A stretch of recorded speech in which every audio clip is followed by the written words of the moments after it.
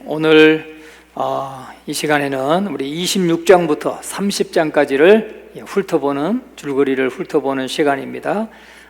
약속의 땅을 바라보면서 할 일이란 제목으로 말씀을 전하겠습니다. 약속의 땅을 바라보면서 할 일. 26장, 오늘 아침에 26장 말씀을 그 줄거리를 좀 들었지만은 민수기에는 이스라엘 백성이 광야에서 보낸 이 40년의 대부분이 민수기에 기록되어 있습니다. 민수기에 기록되어 있습니다. 출애굽한 지 1년 되었을 때 그들은 십계명을 받았고 또 율법을 받았고 하나님과 언약을 맺었습니다. 하나님이 보여주시는 말씀대로 성막도 지었고 또 레위기서를 통해서 하나님의 백성들이 어떻게 하나님을 예배할 것인가 하는 것을 배웠어요. 또 하나님의 백성답게 어떻게 거룩하게 살 것인가 그런 것을 함께 하나님이 말씀해 주셨습니다. 그래서 하나님께서 선민인 그 백성이 어떻게 또 하나님의 군사가 되고 하나님이 약속하신 땅에 들어가서 살기에 합당한 백성이 될 수 있는지 그것을 훈련하게 하려고 본격적으로 그들을 광야에 통과하기에 앞서서 여러 가지 준비를 하게 했습니다. 그래서 먼저 한 것이 바로 인구조사죠. 인구조사를 민수기 1장 1절부터 10장 10절까지 아주 외우기 좋아요. 1장 1절부터 10장 10절까지 인구조사 내용이 나옵니다. 그런데 인구조사해서 이 첫 번째 지파별로 인구조사를 하니까 총 인원이 60만 3,550명. 한번 따라해 보세요. 60만 3,550명. 60만 3,550명이 바로 20세 이상의 싸움에 나갈 만한 남자의 숫자입니다. 그래서 이들을 가리켜서 출애굽 1세대라 그래요. 출애굽 1세대. 출애굽 1세대는 지금 출애굽해서 시내산에 왔을 때 센 수가, 그러니까 출애굽한 20살 이상의 싸움에 나갈 만한 자니까 20살 이상의 건장한 남자들, 그들이 바로 60만 3,550명이었다 하는 거죠. 그가 이제 그 아래는 다 다음 세대로 들어가는 것입니다.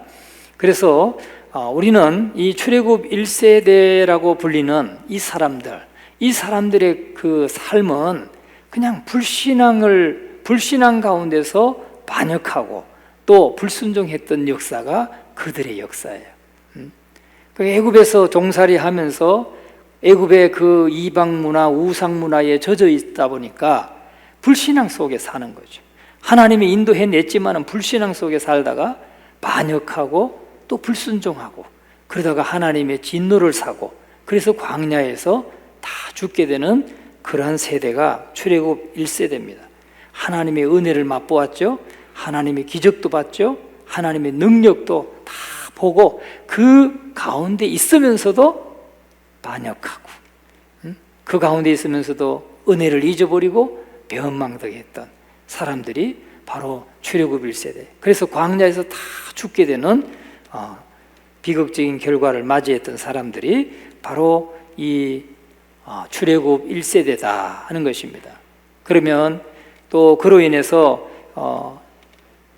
38년 동안 광야에서 방황하면서 이렇게 다 죽게 되었고 그 기록이 1장부터 25장까지의 내용이 바로 출애굽 1세대에 방황했던 기록의 행적이다 하는 것입니다.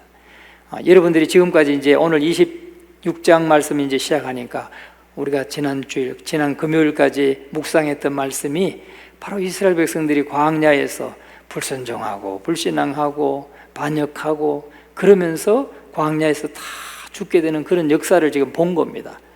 지금 보았어요. 그리고 1세대는 여호수아와 갈렙을 빼고는 그들의 말대로 광야에 다 엎드려 죽었고 또 한 사람도 약속의 땅에 들어가지 못했어요. 그게 바로 1장부터 25장까지의 내용이다 하는 것입니다. 그리고 25장에 가면은 이제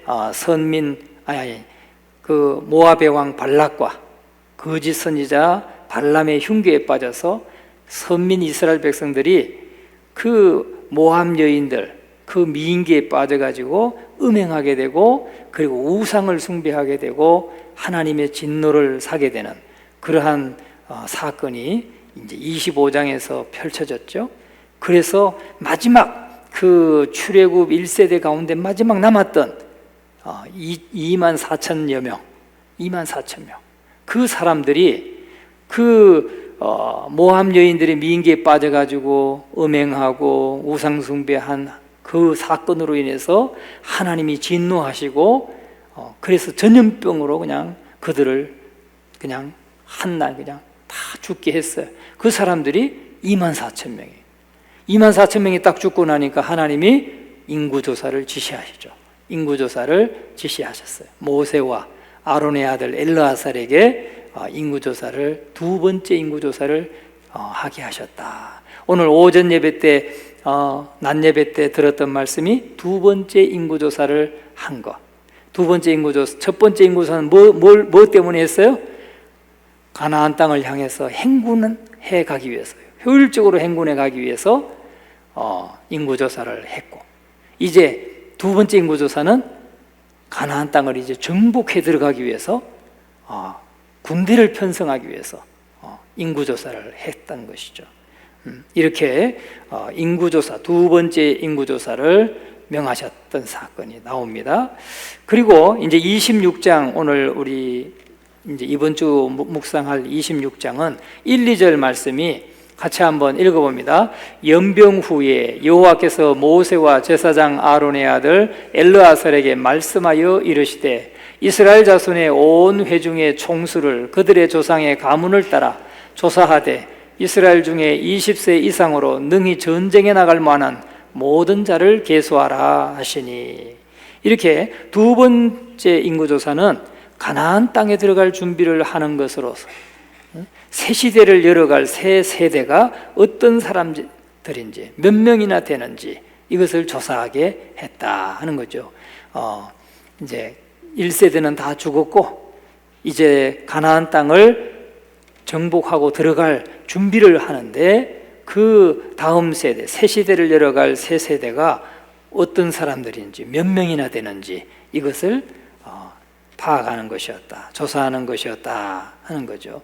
그래서 두 번째 인구조사로 나타난 세대는 바로 새로운 공동체로 미래에 대한 희망이었어요. 그죠? 1세대가 다 광야에서 죽었고 그냥 1세대는 거기서 끝이 났고 이제 새로운 공동체로 미래에 대한 희망을 갖고 지금 나가는 세대란 말이죠. 여러분, 하여튼 우리 교회도 다음 세대가 자꾸 서야 돼요. 다음 세대가 들어와야 돼요. 지금 30대, 40대 요 허리 세대 지금 우리 교회 너무 약해요. 그죠? 약합니다. 여기 이호미 집사님, 한의미 집사님, 이런 분들이 또 이규란 집사님, 우리 심려선교회가 주축이 돼가지고 지금 열심히 전도해야 돼요. 그래서 뭐 딴 사람 말고 또래들 열심히 전도하세요. 그러면 뭐 우리가 볼 때 각 선교회별로 1선, 2선교회, 3선교회, 1, 2선교회는 이제 연로하시고 그래서 뭐 다 회관에 모이시죠. 그렇게 전도해도 참 전도가 쉽지 않아요. 그런데 3여선교회부터 4여선교회 각자 자기 선교회 교제하고 또 차 나누고 대화 많이 하고 서로 어울리시는 그분들 자꾸 한 분 한 분 전도하시기 바랍니다. 그런데 젊은 세대 지금 7여선교회, 8여선교회, 9여선교회, 10여선교회까지 열심히, 우리 남선교회는 또 3남, 4남, 5남 선교회까지 열심히 이 젊은 세대가 빨리 전도돼야 될 줄로 믿습니다. 그 세대가 희망인 거예요. 희망인 거예요. 그래서 이 두 번째 인구조사를 통해서 나타난 사람들은 새로운 희망에, 새로운 공동체에 대한, 미래에 대한 희망을 의미하는 것이었다 하는 거죠. 그래서 이 1장에서 했던 첫 번째 인구조사는 이렇게 가나안 땅으로의 행군을 위한 준비였다면 26장에 나오는 두 번째 인구조사는 약속의 땅인 가나안 땅을 정복해 들어가기 위해서 분배하고 또 그들 정복하기 위해서 군대를 편성하고 또 그 땅을 차지하면 이제 분배하기 위해서 지파의 규모를 조사하는 그런 내용이었습니다.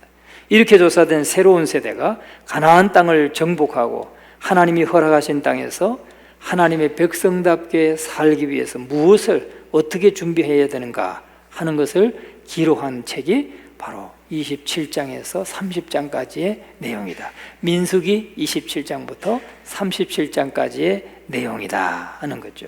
가나안 땅을 정복하고 그 하나님이 허락하신 땅에서 하나님의 백성답게 어떻게 무엇을 어떻게 준비해야 하는가, 그 말씀을 하고 있는 것이 우리가 지금 이번 주에 묵상해야 될 말씀인 것입니다.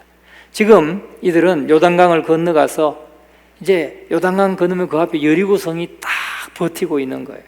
우리 여리고 가봤잖아요. 여리고. 그런데 요단강에서 한 11km 정도 뒤로 이 산 쪽으로 떨어져 있는 데가 모압 평지입니다. 모압 평지. 우리가 1장에서 보면 첫 번째 인구조사가 60만 3,550명이었다면 이 38년 뒤에 두 번째 지금 인구조사는 몇 명이 합계됐느냐, 조사됐느냐? 60만 1,730명. 60만 1,730명. 3,550명에서 60만 1,730명으로 줄었어요. 그러니까 1,820명이 더 죽은 거죠. 더 많았던 거죠, 1세대가.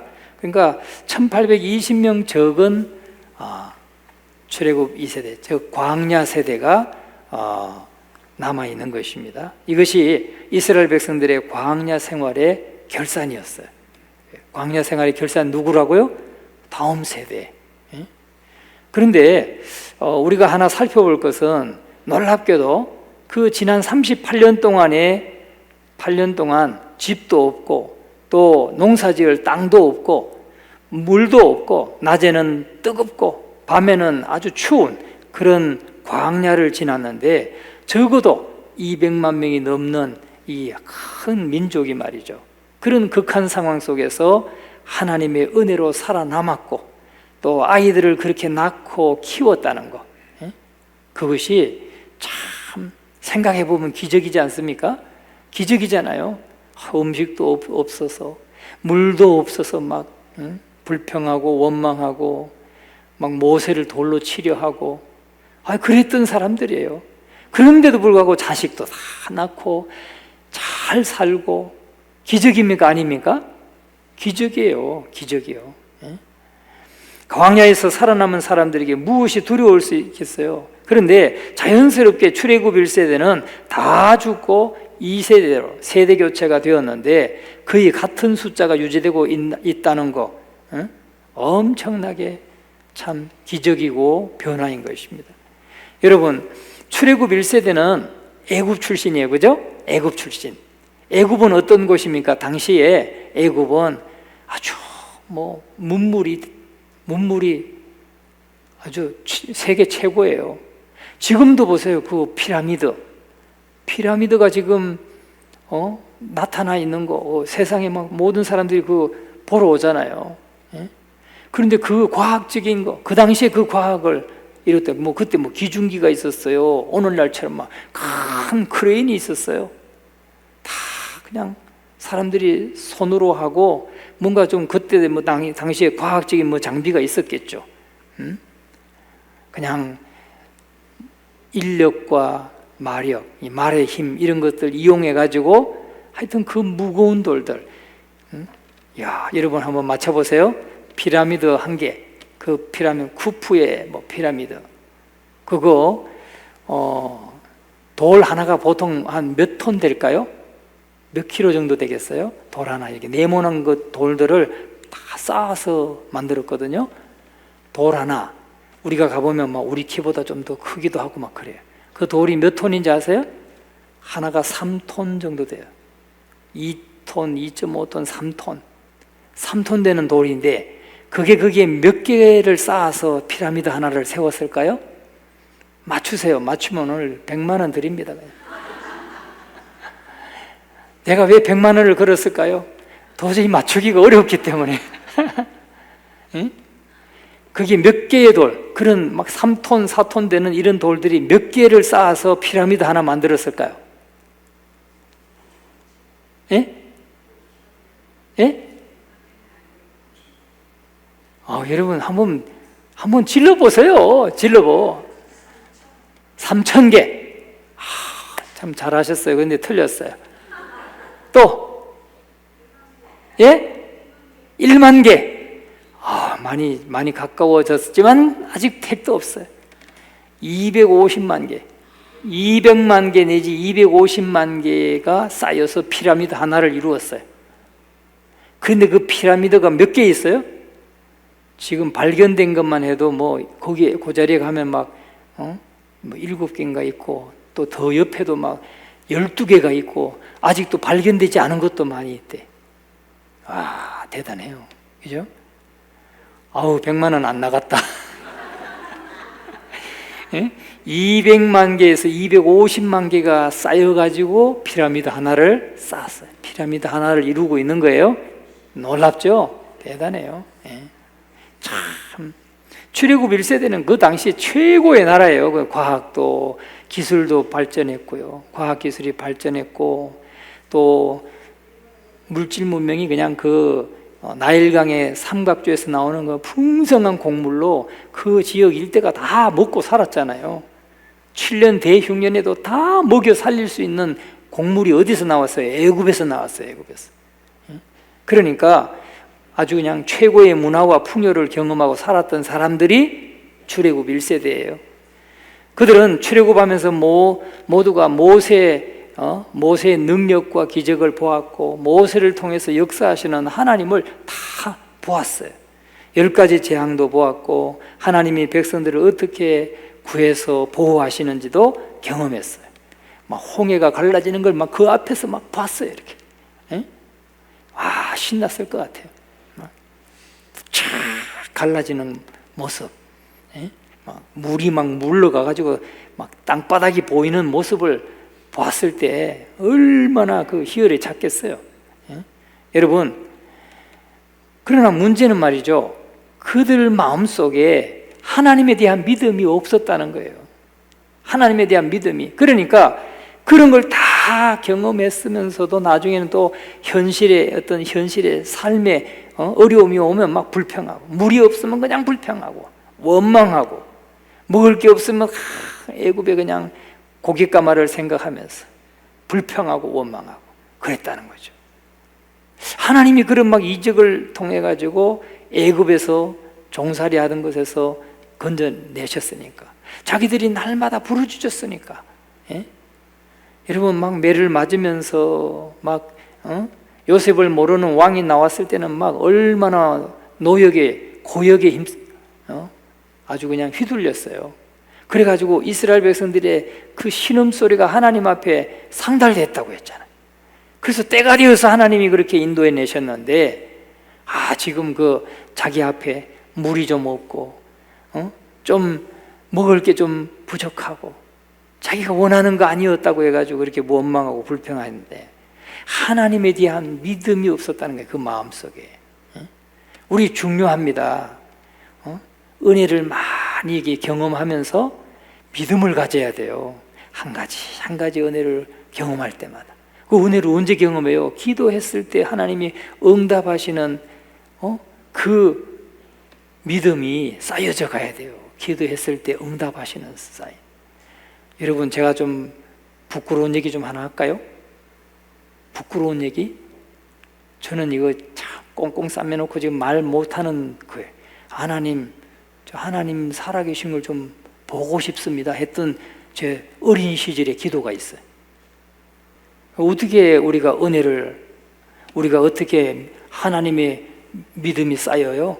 기도할 때 쌓이는 거예요. 내가 기도했는데 하나님이 그 기도를 작은 것부터 한 가지 응답해 주시는 걸 통해서 믿음이 쌓이는 거예요. 그렇지 않고 지금 이 출애굽 1세대처럼 그냥 내가 그런 믿음도 없고 하나님 찾고자 하는 마음도 없고 아무것도 없는데 막 기적과 이적이 일어나고 은혜를 베풀어줘도 하나도 그 믿음이 쌓이지 않았다는 거예요. 그게 중요한 거예요. 그게 우리가 하나님의 은혜를 구하고 하나님을 정말 믿음으로 쫓으려고 하고 그러면서 하나님 앞에 간구하면서 내가 구할 때 응답받는 것만 내 믿음에 도움이 된다니까요.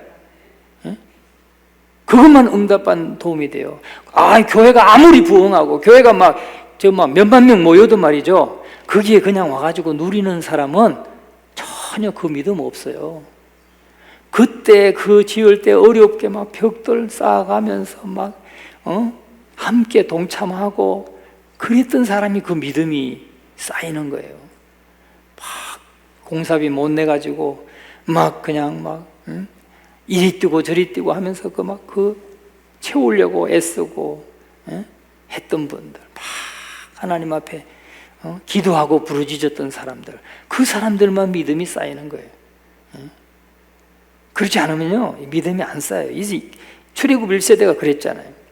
우린 그걸 알아야 돼요. 은혜를 그 사람들이 은혜가 없어서 죽은 게 아니에요. 하나님의 은혜를 많이 체험했고 기적도 많이 받고 많이 하나님의 그 자비를 많이 받았어요. 그럼에도 불구하고 금방 은혜를 망각해버리고 원망하고 배은망덕하게 나가다가 이렇게 광야에서 다 죽게 되었다고요. 우리 그거 알아야 돼요. 우리 신앙이 우리가 여기에 그냥 머물러 있으면 안 되는 거예요. 우리 믿음이 자라가야 될 줄로 믿습니다. 정말. 그런데 출애굽 2세대는 어떤 사람들이 광야에서 태어났어요. 또는 광야에서 자랐어요. 애굽에서 나왔지만은 어렸을 때 그때는. 그래서 광야에서 어린 시절을 또 자랐어요. 자라면서 그들은 무조건 하나님 말씀밖에 모르는 이 세대예요. 그렇죠? 광야에서 하나님 말씀 배우고 율법 배우고 가나안 땅에 들어가서 어떻게 살아가야 될 것인지 배우고 그리고 만나 주시는 거 체험하고 물 반석에서 물 주시는 거 체험하고 그래서 그냥 주님의 말씀, 하나님의 말씀밖에 모르는 세대죠. 이 다음 세대는. 그래서 하나님께서는 그런 세대를 통해서 가나안 땅을 정복하게 하셨다는 거예요. 오직 하나님 말씀대로 그저 순종할 수밖에 없는 순종하는 그런 믿음 있는 사람을 통해서 가나안 땅을 정복하게 하셨다는 겁니다. 하나님께서는 우리가 얼마나 체험을 많이 했느냐, 얼마나 많이 알고 있느냐, 힘있고 가졌느냐 이런 거 생각하지 아니하시고 하나님의 말씀을 말씀으로 믿고 하나님을 신뢰하고 순종하는 자를 붙들고 가나안 땅을 정복하고 차지하게 하신다는 거예요. 정복하고 차지하게 하신다. 그런데 또 하나는 뭐냐면 12지파 가운데 5개 지파는 인구가 줄었어요. 그런데 7개 지파는 인구가 늘었어요. 그런데 이것이 말이죠, 이 문제는 시므온 지파인데 시므온 지파는 1차 때는 시내 광야에서 59,300명이었어요. 그런데 거기서 37,100명이나 감소한 22,000명밖에 안 됐어요. 가나안 땅에 이제 들어갈 때는. 그런데 땅 분배를 어떻게 한다고 그랬어요? 지파의 수대로, 지파의 크기, 그 지파의 인원이 몇 명이냐, 많으면 큰 땅을 주고 적으면 적은 땅을 주도록 기준이 세워져 있잖아요. 그런데 22,000명으로 59,300명에서 22,000명으로 뚝 떨어졌어요. 시므온 지파는. 우연히 됐느냐? 아니라는 거예요. 우연히 된 게 아니에요. 야곱이 예언한 대로 된 거예요. 야곱이 예언한 대로. 이 시므온이 누구예요? 시므온과 레위가 그 세겜에서 야곱의 딸 디나가 강간당했을 때 너희와 우리 통혼하자고 하니까 우리는 할례 받지 않은 사람들하고는 통혼 안 한다. 너희가 다 너희들 남자가 다 할례를 받아가지고 다 받고 하면은 우리가 그때 한번 생각해 볼게. 그러니까 할례를 다 받았어요, 그 사람들이. 그런데 가장 아픈 날, 한 셋째 날 정도 됐을 때 시므온과 레위가 칼을 들고 가가지고 그 남자들 다 죽여버렸잖아요. 그래서 야곱의 근심이 되었던 때가 있었어요. 그래서 야곱이 어떻게 이 마지막 유언을 할 때 어떻게 축복합니까? 그들을 축복할 때 시므온과 레위에게 하나는 작아질 것이요, 시므온 너는 작아질 것이요, 레위 너는 흩어질 것이라. 그렇게 이 축복을 합니다. 예언을 합니다. 그 예언 그대로 레위 지파는 이제 각 지파의 속에서 흩어져서 말씀을 가르치고 기도하면서 살아가게 되죠. 레위 지파는 그런 사명을 받았으니까 각 지파에게 이제 흩어져야 돼요. 오늘날로 말하면 목회자들처럼 다 고향 떠나야 되잖아요. 고향 떠나서 하나님이 세우시는 곳에, 뭐 서울서 훈련받고 목회했는데 저 울산에 가서 목회하기도 하고, 저 뭐 여수에 가서 목회하기도 하고, 한 사람은 저기 충무에 갔어요. 충무. 예? 저는 또 여기도 왔고, 어떤 분은 또 저 뉴욕도 갔어요. 뉴욕도 가고, 뭐 얼바인도 가고, 예? 뭐 다 흩어졌어요. 예? 레위 지파는 그렇게 각 지파 속에 흩어져서 말씀 가르치고 기도하면서 그렇게 사명을 감당해야 했어요. 그래서 참 이 시므온은 작아지면서 살다가 결국은 가나안 땅에 들어와서 어디에 들어갔느냐? 유다 지파에 협력해서 가나안 땅을 차지했어요. 유다 지파에 붙어가지고 유다 지파와 연합해가지고 그 예루살렘을 점령할 때 같이. 그래서 이 시므온 지파는 이름이 거의 뭐 없어요. 없어. 몇 명 되지도 않으니까. 루벤 지파도 장남이었지만 고개를 숙여야만 살게 되었고, 유다 지파는 야곱의 축복대로 가장 큰 지파가 되고 가장 중요한 곳을 차지했죠. 그리고 유다 지파에서 한 싹이 나와서 이스라엘의 지도자가 된다 그랬잖아요. 유다 지파의 한 사람, 다윗이 나오고 다윗의 후손으로 예수 그리스도가 나신 거죠. 그래서 우리의 영원한 왕이 되신 거죠. 여러분, 이렇게 야곱의 축복대로 그대로 이루어진 것을 우리가 볼 수가 있습니다. 자, 그러면 26장 51절에서 우리가 56절까지 우리 낮에 한번 읽었지만은 우리 잠깐 한번 같이 읽어봅니다. 51절부터 56절까지. 이스라엘 자손에 계수된 자가 60만 1730명이었더라. 이 명수대로 땅을 나눠주어 기업을 삼게 하라.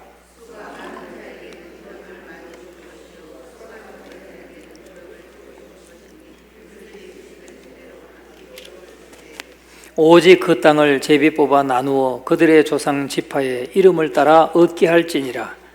그 다소를 막론하고 그들의 기업을 제비 뽑아 나눌지니라. 아멘. 예. 결코 그냥 이루어지지 않았다는 거죠. 예. 다 하나님이 말씀하신 대로 이루어졌다 하는 것입니다. 그리고 이제 27장에 가면은 요셉 지파 슬로브핫의 딸들이 와서 특히 그 아버지께로 돌아갈 분깃을 딸들이지만 달라, 이런 요청을 하게 되죠. 왜냐하면 이 당시에는 율법에 남자에게만 이 기업이 분배되도록 돼 있었어요. 그런데 이 요셉 지파 슬로브핫은 딸들밖에 없었어요. 딸들밖에. 오늘 말씀에 보면은 찾아왔는데 그 딸들 이름은 말라와 노아와 호글라와 밀가와 디르사니, 5딸이에요. 아예 딸만 5이니까 아들이 없으니까 그 아들에게 이 기업을 분배해 주는데 딸들밖에 없으니까 지금 분배가 안 됐다는 거죠. 분배가 안 됐어요. 그러니까 이 딸들이 와서 우리 아버지는 고라의 반역에도 참여하지 않았고 그저 자기의 죄로 죽었는데 아들이 없다고 해서 우리 집안에는 이 기업을 분배해 주지 않으면 우리 어떻게 삽니까? 이거 당연히 나눠주셔야 되는 게 옳습니다 하고 청원을 한 거예요, 모세에게. 그때 모세가 어떻게 했어요? 그래, 우리가 한번 해볼게, 이게 아니에요. 우리가 5절의 말씀에 보면 모세가 그 사연을 여호와께 아뢰니라. 모세는 하나님 앞에 또 아뢰는 거예요. 하나님 앞에 아뢰어서 하나님의 뜻을 물었다는 거죠. 하나님의 뜻을 묻고 그들에게 하나님은 어떻게 대답하십니까? 하나님은 아들이 없을 때 딸도 아버지의 유업을 상속받을 수 있다고 허락하셨고, 가나안 땅에 가서 이제 새롭게 땅을 분배할 때는 그렇게 그 슬로브핫의 딸들에게도 기업을 분배하도록 그렇게 했다는 것입니다. 그렇게 했어요. 그런데 이제 그건 뭐냐면 아버지 슬로브핫의 형제들 땅에서 그 같은 그 지파의 땅에서 그 가정을 향한 그 분깃을 주라는 거죠. 기업을 주라고 그렇게 하나님께서 진단을 내려주셨습니다. 판결을 내려주셨어요. 그래서 가나안 땅에서 그렇게 지키도록 하셨다 하는 것입니다. 우리가 12절 13절 같이 한번 읽어봅니다. 무리바에서 하나님 불신하고 하나님의 거룩함을 드러내지 않은 사건으로 모세 아론도 가나안 땅에 들어가지 못했습니다. 그런데 모세는 아멘하고 순종했던 것을 보게 됩니다. 그러나 자기를 대신할 백성의 목자와 지도자를 세워달라고 모세가 요청하니까 하나님께서 18절에 가면 우리가 27장 18절 한번 같이 읽어봅니다. 여호와께서 모세에게 이르시되 눈의 아들 여호수아는 그 안에 영이 머무는 자니 너는 데려다가 그에게 안수하고 또 그를 제사장 엘르아살과 온 회중 앞에 세우고 그의 목전에서 그에게 위탁하라. 여호수아를 세우라고 말씀해요. 근데 여호수아를 세우는 그 이유가 뭐예요? 여호수아 안에는 영이 머문다는 거죠. 하나님의 영이 머문다. 하나님의 영이 머물고 있어요. 여러분, 이 구약 시대는요, 하나님의 영이, 성령이 계속 우리들처럼 계속 머무는 게 아니에요. 구약 시대는 이렇게 임하셨다가 제대로 하나님 앞에 성결하지 못하고 또 하나님 앞에 율법을 따르지 않고 말씀을 따르지 않고 불순종하고 우리는 떠나갔어요. 성령이 떠나갔어요. 근데 신약시대에 우리는 어떤 복을 받았느냐? 성령이 한번 예수님을 영접한 사람, 성령이 한번 임하시면 영원히 떠나지 않아요. 그런데 이 당시에는 지금 다른 사람은 왔다가 떠나고 그래서 하나님의 영이 임하지 않고 있는 사람도 많은데 이 여호수아는 하나님의 영이 그 안에 머물고 있는 사람이에요. 왜? 하나님의 마음이 합하니까. 하나님의 마음이 합하니까 계속 하나님의 영이 지금 머물고 있는 자라는 거예요. 오늘 저와 여러분은 이미 하나님의 영이 머물고 있잖아요.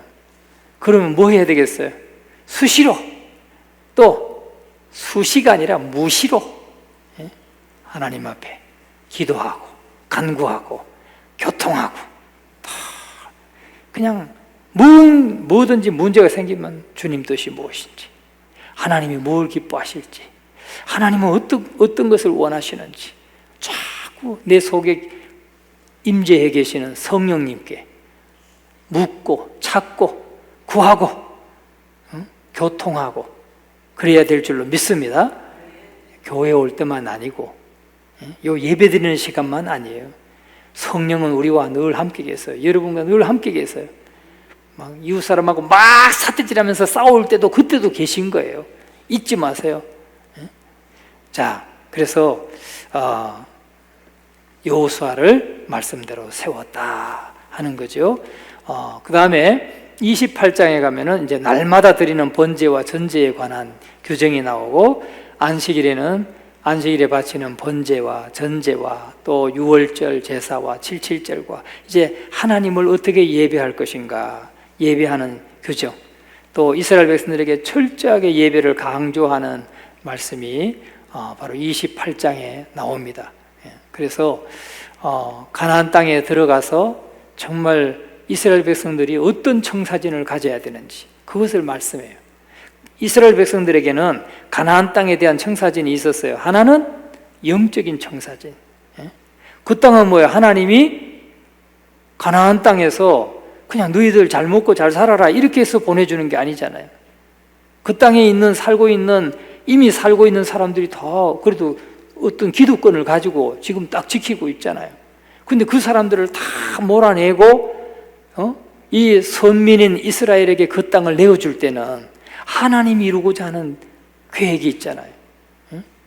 하나님이 왕이 되셔서 하나님이 그들을 인도하시는 주권자가 되시고 이스라엘 백성들이 하나님을 예배하고 하는 그런 나라를 지금 세우고자 하는 게 하나님의 뜻이에요. 그런데 그런 영적인 청사진이 하나 있고 또 하나는 그 땅에 대한 청사진이 있는 것입니다. 하나님께서는 그 백성들에게 땅을 정복하고 차지하는 청사진, 세상의 성공이나 축복에 대한 청사진에 앞서서 영적인 청사진, 신앙에 대한 청사진을 중요하게 여겼다고요. 그게 뭐예요? 예배예요, 예배. 예배를 통해서 하나님의 뜻을 분명하게 듣고 깨닫고 배우고, 그것이 세상의 성공이나 축복의 열매를 맺는 것도 있다는 거죠. 다시 말하면 세상의 성공이나 축복이 때로는 영적인 축복의 결과라는 거예요. 영적인 축복이. 우리가 하나님 앞에 잘 예배하고 하나님을 잘 섬긴 결과로서 하나님께서 우리 삶의 많은 부분들을 형통하게 하시고 잘되게 하시고 그렇게 세상의 성공과 축복을 주신 열매 맺게 하신다는 말씀이죠. 그래서 그 축복이 한 번의 청사진이 아니고 오래 지속되고 모든 이의 축복이 될 수 있기 때문에 영적인 축복의 결과, 영적인 축복을 우리가 사모해야 된다 하는 것이죠. 그래서 반드시 앞으로 가나안 땅에 들어가서 이런 복을 받는다는 것을 전제로 말씀하시는 것이기 때문에 예배가 미래에 대한 희망을 주기 위한 것이다 하는 것을 말씀하고 있습니다. 그리고 그 축복을 지속할 수 있는 유일한 비결이 뭐냐? 바로 예배의 성공이다 하는 거죠. 예배의 성패가 가나안 땅에서 우상 숭배의 문화를 무너뜨리고 우상 숭배를 통해서 무너지지 않고 그 축복을 지속할 수 있는 유일한 비결이다 하는 거죠.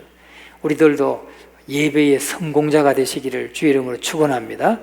예배의 성공자가 되면 우리의 모든 삶에서 다 우리가 승리자가 될 수 있다 하는 것입니다.